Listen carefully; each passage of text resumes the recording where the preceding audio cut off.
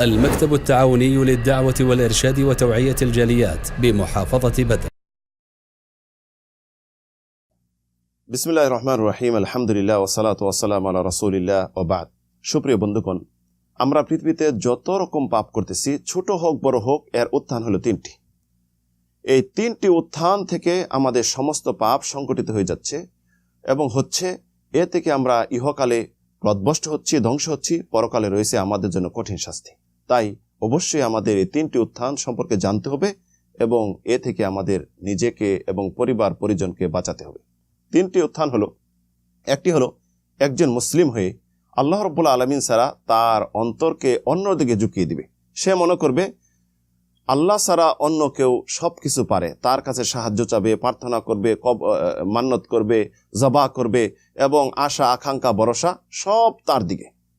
সে চাই হোক নবী অথবা রাসূল, ওলি, আউলিয়া, পীর, দরবেশ, ছোট পীর, বড় পীর, যেই হোক না কেন, এমন যদি কেউ করে সে হবে মুশরিক।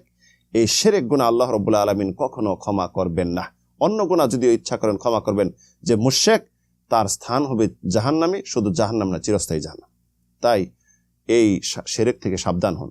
দ্বিতীয় যেটি পাপের উত্থান, সেটি হলো একজন মুসলিম তার শক্তির অনুসরণ করে।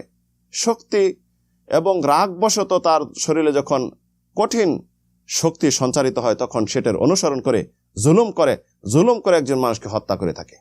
যে ব্যক্তি একজন মুসলিমকে হত্যা করবে, আল্লাহ রাব্বুল আলামিন বলেন ওয়ামা ইয়াকতুল মুমিনা মুতাআম্মিদান ফাজাযাউহু জাহান্নামু খালিদান ফিহা ওয়া গাদিবাল্লাহু আলাইহি ওয়া লা'নাহু ওয়া আ'আদ্দা লাহু আযাবান আযীমা।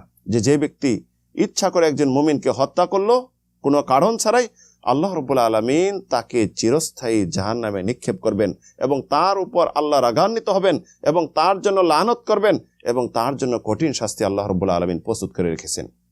তাই দ্বিতীয় যেটি জানলাম, এটি হলো মানুষের রাগের বশীভূত হয়ে জুলুম করে, এটি হলো মানুষকে একজন হত্যা করে। তৃতীয় যেটি, আমরা রিপু মনের আশা এবং রিপু মনে যা চাচ্ছে সেটি অনুসরণ করি, আল্লাহকে ভয় করি না। এই অনুসরণ করে আমরা দেখা যায় অস্থিরতায় চলে যাই। অস্থিরতা শেষ পর্যন্ত আমরা জিনা করি, ব্যভিচার করি।